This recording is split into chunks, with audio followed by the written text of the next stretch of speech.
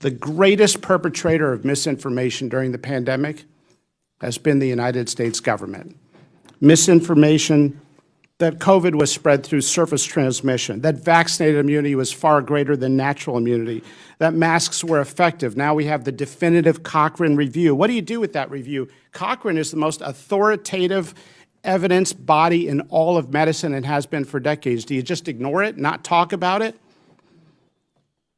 That myocarditis was more common after the infection than the vaccine. Not true. It's 4 to 28 times more common after the vaccine. That young people benefit from a booster. Misinformation. Our two top experts on vaccines quit the FDA in protest over this particular issue, pushing boosters in young, healthy people. The data was never there. That's why the CDC never disclosed hospitalization rates among boosted Americans under age 50.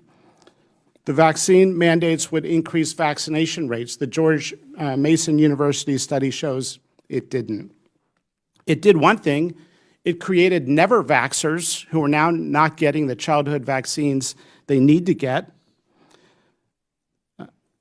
Over and over again, we've seen something that goes far beyond using your best judgment with the information at hand. We've seen something which is unforgivable, and that is the weaponization of medical research itself. The CDC putting out their own shoddy studies, like their own study on natural immunity, looking at one state for 2 months, when they had data for years on all 50 states. Why did they only report that one sliver of data? Why did they salami slice the giant database? Because it gave them the result they wanted. Same with masking study. Well, the data has now caught up in giant systematic reviews, and the public health officials were intellectually dishonest. They lied to the American people.